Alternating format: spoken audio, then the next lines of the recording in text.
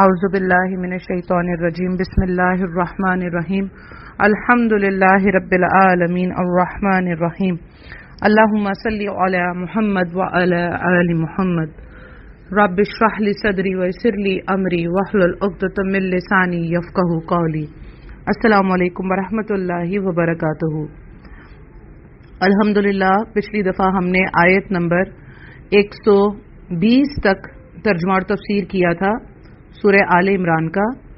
آج ہم سورہ آل عمران کی آیت نمبر 121 سے ترجمہ اور تفسیر شروع کریں گے۔ آیت نمبر 121 کا ترجمہ ہے، اے نبی صلی اللہ علیہ وسلم اس وقت کو بھی یاد کرو جب صبح ہی صبح آپ اپنے گھر سے نکل کر مسلمانوں کو میدان جنگ میں لڑائی کے مورچوں پر باقاعدہ بٹھا رہے تھے۔ اللہ تعالیٰ سننے والا جاننے والا ہے۔ اچھا، یہ کیا معاملہ ہے کہ اس سے مراد جو ہے وہ جنگ احد کا واقعہ ہے، ٹھیک ہے؟ یہ جو آیت ہم نے ابھی پڑھی ہے اس سے مراد جنگ احد کا واقعہ ہے جو شوال 3 ہجری میں پیش آیا۔ اس کا پس منظر مختصر ہے کہ جب جنگ بدر 2 ہجری میں کفار کو عبرتناک شکست ہوئی، ان کے 70 آدمی مارے گئے اور 70 قید ہوئے، تو ان کفار کے لیے بڑی ہی بدنامی کا باعث بنا اور ڈوب مرنے کا مقام تھا۔ چنانچہ انہوں نے مسلمانوں کے خلاف ایک زبردست انتقامی جنگ کی تیاری کی جس میں عورتیں بھی شریک ہوئیں۔ اور یہاں جو ہے مسلمانوں کو جب اس بات کا علم ہوا کہ کافر 3000 کی تعداد میں احد کے پہاڑ کے قریب خیمہ زن ہو گئے ہیں، تو نبی کریم صلی اللہ علیہ وسلم نے صحابہ کرام سے مشورہ کیا کہ وہ مدینہ میں رہ کر ہی لڑیں یا مدینہ سے باہر نکل کر مقابلہ کریں۔ تو بعض صحابہ نے مدینہ میں رہ کر ہی مقابلے کا مشورہ دیا، اور جو رئیس المنافقین عبداللہ بن ابی نے بھی اسی رائے کا اظہار کیا کہ بھی اندر ہی مدینہ میں ہی رہ کر مقابلہ کیا جائے۔ اس کے برعکس بعض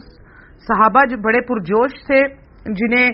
جنگ بدر میں حصہ لینے کی سعادت نہیں ملی تھی اور وہ پرجوش تھے، تو انہوں نے کہا کہ یا رسول اللہ، ہم مدینہ سے باہر جا کر لڑتے ہیں۔ تو آپ صلی اللہ علیہ وسلم اپنے حجرے میں تشریف لے گئے، اور جب ہتھیار پہن کر باہر آئے تو جن لوگوں نے کہا تھا کہ مدینہ میں رہ کر ہی جنگ کرتے ہیں، تو ان کو اپنی رائے دینے کی وجہ سے ندامت ہوئی کہ شاید ہم نے رسول اللہ صلی اللہ علیہ وسلم کو جو ہے وہ باہر نکل کر لڑنے کی کیوں نہیں، اس چیز کا مشورہ کیوں نہیں دیا۔ تو بہرحال وہ تھوڑے سے غمگین بھی ہو گئے۔ تو لیکن نبی صلی اللہ علیہ وسلم نے اپنے آپ صلی اللہ علیہ وسلم نے فرمایا کہ جب کوئی بھی پیغمبر لباس حرب پہن لے، یعنی جنگ کا لباس پہن لے، تو اس کے بعد کسی نبی کے لائق نہیں ہے کہ وہ اللہ کے فیصلے کے بغیر واپس ہو یا لباس اتارے۔ چنانچہ کیا ہوا کہ مسلمان جو ہیں وہ 1000 کی تعداد میں روانہ ہو گئے، مگر صبح جب مقام شوت پر پہنچے تو عبداللہ بن ابی جو رئیس المنافقین میں سے تھا، اس نے کیا کیا کہ وہ اپنے 300 ساتھی سمیت واپس ہو گیا، کہ اس نے بہانہ یہ کیا کہ نبی صلی اللہ علیہ وسلم نے جو ہے نا اس کی بات نہیں مانی، کیونکہ اس نے کہا تھا مدینہ میں رہ کر جو ہے جنگ کی جائے۔ تو وہ اس بہانے کو بنا کر اپنے 300 ساتھی واپس لے گیا۔ اب 1000 میں سے جب 300 واپس ہو جائیں گے تو باقی رہ جائیں گے 700۔ تو جان بوجھ کر اس نے یہ حرکت کی تاکہ مسلمانوں کو جو ہے وہ نقصان پہنچے اور ان کی تعداد کم ہو جائے، تاکہ یہ ہار جائیں۔ تو اس فیصلے پر وقتی طور پر مسلمان بھی متاثر ہوئے، لیکن اور انہوں نے کمزوری کا مظاہرہ بھی کیا، تھوڑے سے جو ہے دوسرے لوگ بھی، دوسرے صحابہ بھی تھوڑے جو ہے وہ گھبرا گئے۔ تو یہ معاملہ تھا جس سے اس آیت میں کہا کہ گھروں سے نکل کر مسلمانوں کو میدان جنگ میں لڑائی کے مورچوں پر باقاعدہ بٹھا رہے تھے۔ تو یہ اللہ تعالیٰ سننے اور جاننے والا ہے۔ پھر آیت نمبر 122 میں مزید اس کی تفصیل آتی ہے کہ جب تمہاری 2 جماعتیں پست ہمتی کا ارادہ کر چکی تھی تو اللہ تعالیٰ ان کا ولی اور مددگار ہے، اور اسی کی پاک ذات پر مومنوں کو بھروسہ رکھنا چاہیے۔ تو یہ کیا معاملہ ہے کہ جو ایک جماعت تو واپس ہو گئی جو کہ منافقین کی تھی، اس نے اپنے 300 ساتھی لے کر واپس ہو گیا، اور دوسرے جو تھے وہ تھے اوس اور خزرج کے 2 قبیلے، جو بنو حارثہ اور بنو سلمہ تھے، تو ان کی بھی ہمت ٹوٹی اور وہ بھی واپسی کا ارادہ رکھ ہی رہے تھے کہ اللہ تعالیٰ نے ان پر تھوڑا سا اپنا جو ہے روب ڈالا کہ آپ لوگ اس طرح مت کرو، آپ لوگوں کو اللہ ہی کی ذات پر بھروسہ رکھنا چاہیے۔ تو اس وجہ سے وہ لوگ بھی ذرا تھوڑا سا رک گئے۔ پھر آیت نمبر 123 ہے، جنگ بدر میں اللہ تعالیٰ نے عین اس وقت تمہاری مدد فرمائی تھی جب تم نہایت گری ہوئی حالت میں تھے، اس لیے اللہ ہی سے ڈرو نہ کسی اور سے، تاکہ تمہیں شکر گزاری کی توفیق ہو۔ اچھا، اس سے کیا معلوم ہوا کہ اللہ تعالیٰ نے یہاں پر یہ بات یاد دلائی کہ جیسے جنگ بدر میں تمہاری تعداد اتنی کم تھی لیکن پھر بھی اللہ تعالیٰ نے تمہیں دشمنوں پر غالب کر دیا، تو تم اب اس وقت جو ہے ان کی تعداد کو دیکھ کر مت ڈرو کہ وہ اتنے زیادہ تعداد میں ہیں، 3000 کی تعداد میں ہیں اور تم اتنے کم ہو، جس میں سے 700 بچے تھے، 300 تو واپس چلے گئے تھے۔ تو اس معاملے پر اللہ تعالیٰ نے یہاں ہمت دلائی کہ تم لوگ ڈرو مت اور جم کر مقابلہ کرو اور صرف اللہ سے ڈرو اور اس کی شکر گزاری کی توفیق تمہیں ملے تو انشاءاللہ تم یہ جنگ بھی جیت جاؤ گے۔ آیت نمبر 124 ہے، اور یہ شکر گزاری باعث نصرت و امداد ہو۔ جب آپ مومنوں کو تسلی دے رہے تھے، کیا آسمان سے 3000 فرشتے اتار کر اللہ تعالیٰ کی تمہاری مدد کرنا تمہیں کافی نہ ہوگا؟ یہ وہی ذکر ہے کہ جو جنگ بدر میں اللہ سبحانہ تعالیٰ نے آسمان سے 3000 فرشتے اتار کر مومنین کی مدد کی تھی، تو اللہ تعالیٰ یاد دلا رہے ہیں کہ کیا اس وقت تمہاری اللہ تعالیٰ نے آسمان سے باقاعدہ فرشتے اتار کر مدد کی تھی۔ پھر آیت نمبر 125 کا ترجمہ ہے، کیوں نہیں بلکہ اگر تم صبر و پرہیزگاری کرو اور یہ لوگ اسی دم تمہارے پاس آ جائیں تو تمہارا رب تمہاری امداد 5000 فرشتوں سے کرے گا جو نشاندار ہوں گے۔ اور پھر مطلب جنگ بدر کے ہی معاملے میں اللہ تعالیٰ نے فرمایا تھا کہ اگر یہ 3000 فرشتے بھی کم پڑے تو ہم اس کی جگہ تمہارے لیے 5000 فرشتوں کو اتار دیں گے، مطلب جن پر نشان بھی لگے ہوں گے، یعنی کہ اسپیشل فرشتے ہوں گے جنگ کرنے کے لیے تمہاری طرف سے، جو نشاندار بھی ہوں گے۔ تو یہ اللہ تعالیٰ نے یہاں پر یاد دلایا کہ تم جو ہے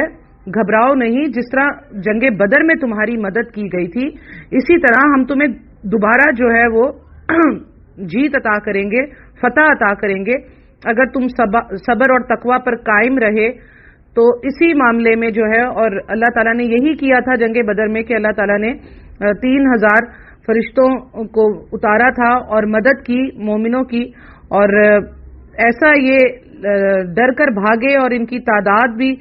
جو ہے زیادہ ہونے کے باوجود بھی ان کی ہوا ایسی اکھڑ گئی کہ یہ بڑی بری طرح سے جنگ کو ہارے۔ آیت نمبر 126 ہے، اور یہ تو محض تمہارے دل کی خوشی اور اطمینان قلب کے لیے ہے، ورنہ مدد تو اللہ ہی کی طرف سے ہے جو غالب اور حکمتوں والا ہے۔ اللہ تعالیٰ نے فرمایا کہ یہ فرشتے اتارنا اور تمہیں بتانا یہ تو تمہارے دل کی خوشی اور اطمینان کے لیے۔ اللہ تعالیٰ تو اس چیز پہ بھی قادر ہے کہ وہ فرشتوں کو اتارے بغیر بھی تمہاری مدد کر سکتا ہے، یعنی کہ اس کو یہ ضرورت نہیں ہے کہ وہ فرشتوں کو اتارے تو ہی تم جو ہے فتح یاب ہوگے، وہ اس چیز پر بھی قادر ہے کہ وہ تم میں سے ہی لوگوں کو اتنی طاقت دے دے اور اتنا زیادہ قوی کر دے کہ تم خود ہی فرشتوں کے بغیر بھی وہ تمہیں جیتانے پر،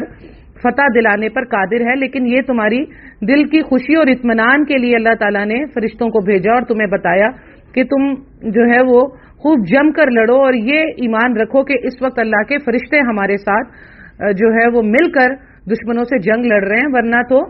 اللہ تعالیٰ خود ہی، اللہ تعالیٰ کی مدد ہی کافی ہے جو بے حد حکمتوں والا ہے اور غالب ہے۔ آیت نمبر 127 کا ترجمہ ہے،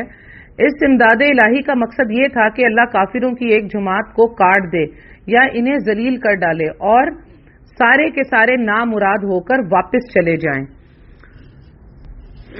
اللہ تعالیٰ یہاں پر یہی بتا رہے ہیں کہ امداد الہی کا مقصد یہ تھا کہ اللہ تعالیٰ کافروں کی ایک جماعت کو کاٹ دے اور انہیں ذلیل کر دے، یعنی کہ اللہ تعالیٰ یہاں پر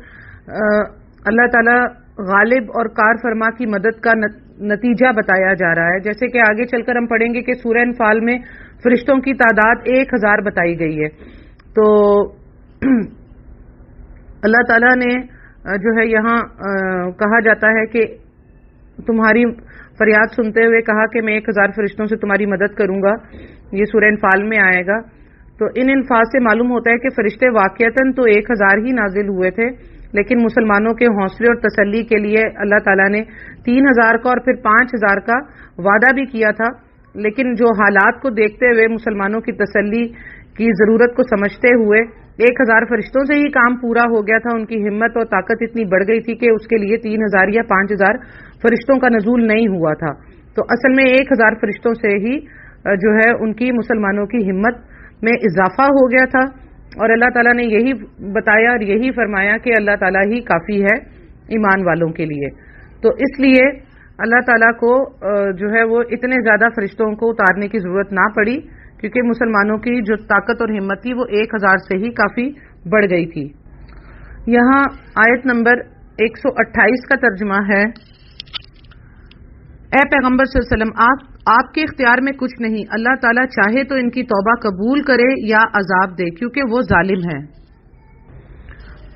یہ دیکھیں یہاں پر اللہ تعالیٰ نے کیا کہہ دیا کہ اے نبی صلی اللہ علیہ وسلم آپ کے اختیار میں کچھ نہیں، اللہ تعالیٰ چاہے تو ان کی توبہ قبول کرے یا انہیں عذاب دے کیونکہ وہ ظالم ہیں. ہمارے ہاں اکثر کر کیا عقیدہ پایا جاتا ہے کہ نبی صلی اللہ علیہ وسلم جو ہے وہ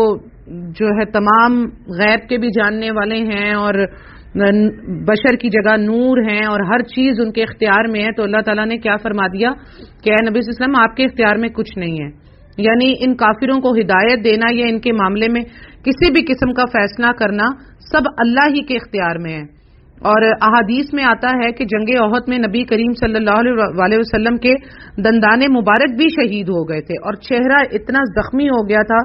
اور کڑیاں پھنس گئی تھیں یہ یہاں ہونٹوں کے اندر، اور کتنی تکلیف ہوئی تھی، اور نبی صلی اللہ علیہ وسلم کے دانت بھی شہید ہو گئے تھے.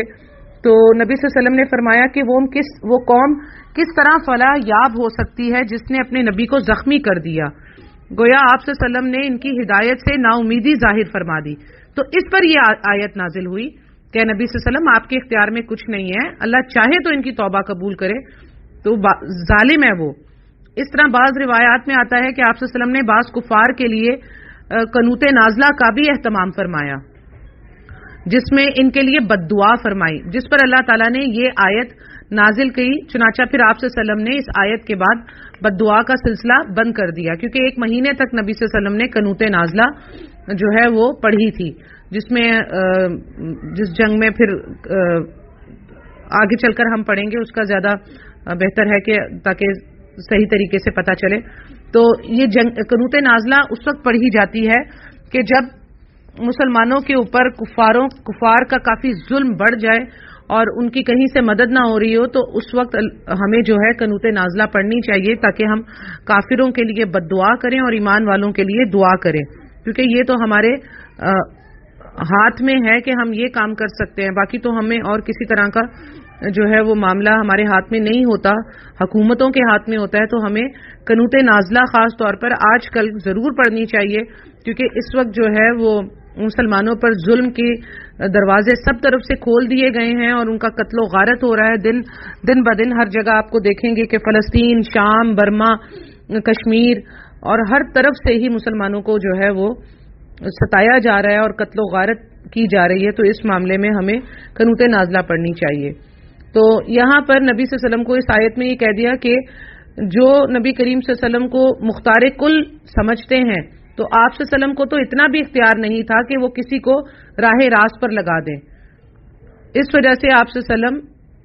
جبکہ نبی صلی اللہ علیہ وسلم اسی راستے کی طرف بلانے کے لیے بھیجے گئے تھے، نبی صلی اللہ علیہ وسلم تو ہدایت کے راستے کی طرف ہی بلانے کے لیے بھیجے گئے تھے نا، لیکن خود آپ صلی اللہ علیہ وسلم کو اتنا بھی اختیار نہیں تھا کہ وہ کسی کو خود سے ڈائریکٹ راہ راست پر لگا دیں. یہ اللہ ہی کا کام ہے.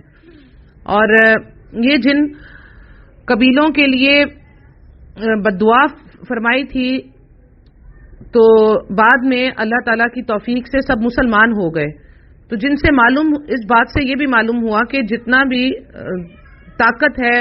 مختار کل ہے، وہ اللہ ہی کے ہاتھ میں ہے، کیونکہ اللہ ہی عالم الغیب ہے اور اللہ ہی جانتا ہے کہ کون جو ہے وہ ہدایت کو قبول کرے گا اور کون ہدایت کو قبول نہیں کرے گا. کیونکہ نبی صلی اللہ علیہ وسلم اس وقت بہت زیادہ تھوڑے سے نا امید ہو گئے تھے کہ احد کا معاملہ یہ ہوا کہ اس کے اندر جیتی ہوئی جنگ جو ہے مسلمان ہار گئے تھے، اور جن تیر اندازوں کو نبی صلی اللہ علیہ وسلم نے کھڑا کیا تھا پہاڑ کے پاس چٹان کے اوپر ایک اونچی جگہ پر کھڑا کیا تھا تیر اندازوں کو، اور ان کو کہا تھا کہ کچھ بھی ہو جائے آپ لوگوں نے اپنی جگہ سے ہٹنا نہیں ہے، تو وہ بھی پھر ہٹ گئے تھے، اور